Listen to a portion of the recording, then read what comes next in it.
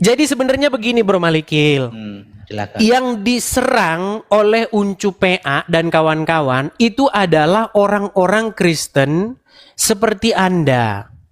Seperti Living itu, seperti Anda itu.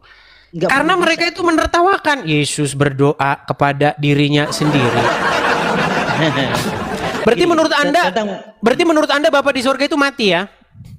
Iya, tentang berdoa begini Bro ya. Berarti sempat Tuhan pencipta langit dan bumi itu mati 3 hari. Sempat dunia nggak punya Tuhan 3 hari ya? Ada ayatnya.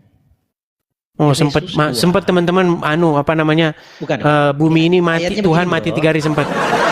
Iya, Bro. Pencipta. Yang mati itu adalah Tuhan. Tuhan di situ maksudnya itu Mesias.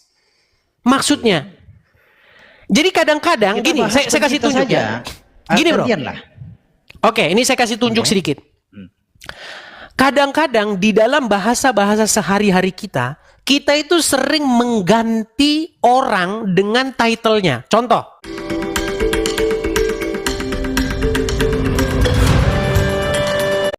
Kita itu sering mengganti orang dengan title-nya. Contoh. Saya kasih contoh. Hari ini saya mau makan pagi dengan presiden. Kenapa kok cuma disebut presiden aja? Ya, karena gelarnya itu. Gelarnya. Sudah mewakili realitasnya. Betul. Orang sudah mikir kalau itu dia ngomong di Indonesia, udah pasti yang dimaksud Pak Prabowo. Bener nggak? Iya, masalahnya gelar presiden. Sebentar. Tapi bagaimana kalau ternyata yang ngomong ini nggak tahu? Ternyata yang ngomong ini maksudnya dia ngajak presiden, maksudnya di situ adalah presiden ini, Xi Jinping. Gimana? Ya kalau orang nggak kenal ya nggak akan tahu. Iya, begini. Ketika orang, atau ganti aja lah, jangan presiden. Ibu, gini. Ibu udah pulang belum? Kira-kira siapa di situ ibu itu?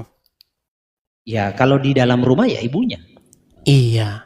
Jadi orang kadang-kadang menggunakan title-nya. Karena terlalu ruwet atau terlalu panjang kalau misalnya menggunakan namanya dan lain sebagainya.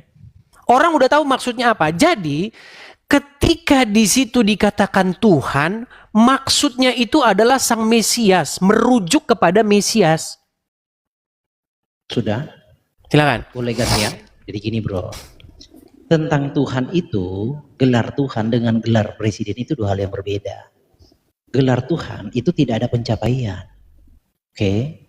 Gelar presiden ada pencapaian. Pencapaiannya apa? Ada fase di mana Prabowo bukan presiden. Pencapaiannya lalu dia menjadi presiden. Nah, Sang Pencipta, gini ya. Jadi gelar Tuhan itu bukan hanya sekedar gelar common sense ya. Tetapi itu berbicara identitas diri Sang Pencipta. Dia itu adalah keberadaan atau realitas yang disebut Tuhan bukan karena pencapaian, bukan. Tapi karena kenyataan diri, realitasnya memang tuh. Itu bedanya. Presiden itu pencapaian. Ada fase di mana dia bukan presiden, lalu dia menjadi presiden. Nah, tentang Tuhan di dalam Alkitab, Anda kan memahami gelar Tuhan bagi Yesus itu pencapaian, bukan identitas diri loh. Nah, Tuhan itu Tuhan sama aja. Atau pencipta aja? Enggak, Tuhan pencipta itu aja. Tuhan. Jadi Bapa di surga itu Tuhan, artinya dia itu yang mengepalai kita. Yesus juga Tuhan, artinya yang mengepalai kita. Kemudian Roh Kudus juga Tuhan. Tuhan cuman di dalam terjemahan itu kata Tuhan dengan Tuhan itu sekarang udah bercampur. Jadi orang udah membeda-bedakan Tuhan dengan Tuhan. Padahal gini Bro ya. Yang Anda pahami Yesus itu manusia yang menjadi Tuhan, pencapaian, atau memang realitasnya adalah Tuhan? Ya, karena kita ini debatnya di sini karena Anda berpikir bahwa Tuhan itu sebenarnya berbeda dengan Tuhan. Oke, gini saja. Kata Tuhan. Sebentar, Malikil. Menurut Anda, Tuhan dengan Tuhan itu beda? Beda. Kan baik. Kemarin kita sudah bahas soal itu. Oke, saya kasih tunjuk ya. Saya kasih tunjuk. Kisah para Rasul, sebentar. Kisah para Rasul, pasal yang ke-9 ayat yang ke-5. Saya nggak nunjukin cuman satu nanti ya, bahwa kata Tuhan dengan Tuhan itu sebenarnya kata yang sama. Cuman orang berpikir bahwa Tuhan itu sesuatu yang jenis partikel tertentu. Gini, saya bacakan ini kisah Rasul Paulus yang bertaubat ya, yang tadinya namanya Saulus. Perhatikan. Tentu Anda sudah biasa baca ini ya. Dalam perjalanannya ke Damsik, ketika ia sudah dekat kota itu, tiba-tiba cahaya memancar dari langit mengelilingi dia. Ia rebah ke tanah dan kedengaranlah olehnya suatu suara yang berkata kepadanya, Saulus, Saulus, mengapakah engkau menganiaya aku? Jawab Saulus, siapakah engkau Tuhan? Pertanyaan saya, Paulus tahu nggak siapa yang diajak bicara? Atau Paulus tahu nggak siapa yang ngomong sama dia? Paulus tidak tahu, makanya dia bertanya siapa. Terus kenapa kok dia tahu bahwa di sini dia Tuhan? Oke, jadi gini, ini tentang budaya bro, saya jelaskan ya. Tentang tautologi penyebutan, itu umum. Contoh seperti Tuhan berkata, Musa, Musa. Nah, lalu Tuhan berkata kepada Samuel, Samuel, Samuel. Lalu Tuhan berkata kepada Abraham, Abraham. Nah ini sudah menjadi suatu pengetahuan umum di dalam budaya orang Yahudi. Ketika ada orang, ada keberadaan, ada suara yang menyebut seperti itu dianggap Tuhan. Makanya dia bertanya, siapakah engkau Tuhan? Gitu loh. Itu budaya bro. Masa dia udah tahu Tuhan kok masih ditanya, siapakah engkau Tuhan? Ya, makanya maksudnya ini Malikil, siapakah engkau Tuhan? Maksudnya itu Tuhan gitu loh. Aduh, Malikil. Coba kita cek bahasa Inggrisnya ya. Aduh, makanya teman-teman, kok masih ada orang kok nggak percaya gitu loh. Ketika saya ngomong masih aja orang tuh nggak percaya. Edis tuh bohong katanya. Astaga. Sebentar ya. Sebenarnya terlalu melebar bro ini masuk ke bukan. Itu tidak. Masalahnya itu di situ karena Anda berkata Yesus Tuhan, Bapa Tuhan, berarti otomatis Yesus itu Bapa. Bukan gitu bro. Bukan. Kalau berbicara dimensi surga itu hanya satu penguasanya. Iya, masalahnya penguasa yang satu itu bagaimana cara berkuasanya? Bapa di surga gini loh ya. Kata Tuhan Yesus, Allah itu roh, betul nggak? Iya, benar. Terus? Yesus roh nggak? Dia roh yang menyatakan diri secara daging. Yesus roh nggak? Roh yang menyatakan diri secara daging. Berarti dia bukan roh? Kan gini, roh itu apa? Dia itu sebelum menyata secara daging, dia sebelumnya roh. Lalu ketika, maksudnya gini loh Maliki, biar kita nggak salah paham. Pemahaman Kristen itu begini.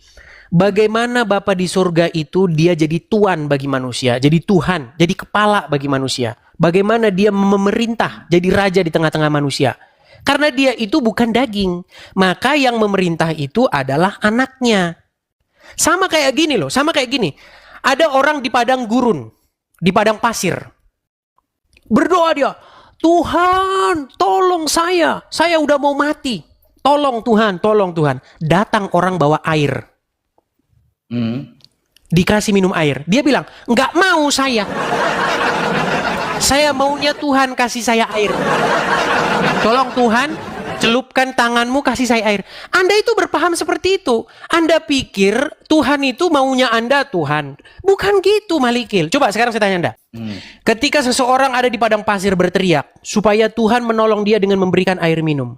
Lalu ada orang datang. Pertanyaan saya, itu cara Tuhan nolong dia nggak? Iya bisa diasumsikan cara Tuhan. Oke, atau dia maunya gini, nggak mau Tuhan, pokoknya engkau datang, turun, kasih saya minum. Bukan seperti itu, Malikil. Bapa di surga menjadi raja di tengah-tengah manusia dengan perantaraan anaknya, yaitu Yesus. Makanya Yesus itu Tuhan yang datangnya daripada Bapa di surga. Yesus itu bukan otoritas lain, bukan Tuhan asing dia, tapi dia datang daripada Bapa di surga. Makanya barang siapa percaya kepada Yesus, barang siapa melihat Yesus, dia melihat Bapa. Otentik apa yang menjadi pembeda? Kesadarannya, kehendaknya. Otentik yang maksudnya gimana sih? Faktor yang paling penentu, faktor penentu. Maksudnya gimana? Coba Anda yang jawab. Karena Anda bikinan faktor penentu. Maksudnya gimana? Saya juga bingung. Itu faktor gini. Maksudnya gimana? Anda berkata gini. Contoh Edis itu berbeda dengan Suma. Oke. Terus? Variabel penentu, faktor penentunya apa? Cara berpikir Edis dengan Suma berbeda. cara berbicara Edis dan Suma itu berbeda, karakter. Ya, itu faktor-faktor penentu, variabel penentu. Nah, kalau Anda berkata Yesus bukan Bapa, variabel penentu yang menjadi pembeda apa? Oke, karena dikatakan di dalam Alkitab bahwasanya Yesus melakukan kehendak yang mengutus Dia, yaitu Bapa di surga. Yesus sebagai seseorang yang diutus melaksanakan kemauan Bapa di surga. Bapa di surga itu mau jadi raja di tengah-tengah umat manusia dengan perantaraan anaknya.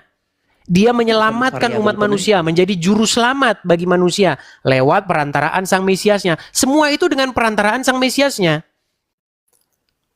Itu Di dalam perumpamaan kebun anggur. Gini lah, bentar.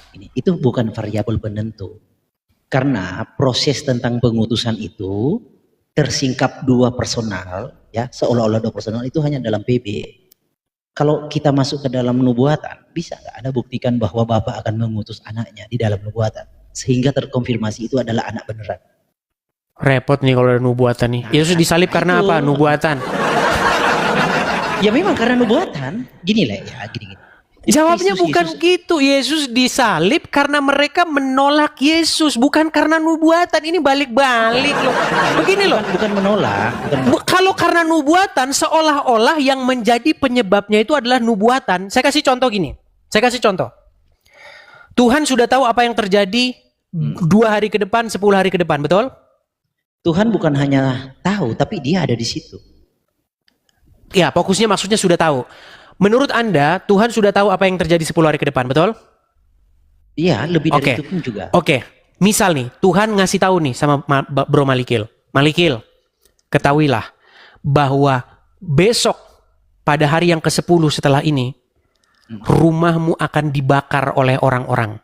Misal, atau jangan gitulah terlalu sadis. Gini, wahai Malikil, ketahuilah bahwa besok 10 hari lagi orang akan datang ke rumahmu mencuri manggamu. Pertanyaan saya, orang nyuri mangga karena nubuatan atau karena niat jahat dalam hatinya? Pertanyaan saya sama kamu. Iya, jadi itu semuanya. Jadi niatan orang itu sudah diketahui oleh Tuhan. Iya, harusnya gitu jawabnya bro, jangan dibalik-balik. Dia mencuri mangga karena nubuatan, bukan gitu. Makanya kalau berbahasa ini yang bikin kadrun-kadrun tuh nggak sembuh-sembuh itu karena kita ini bahasanya nggak bijak gitu loh.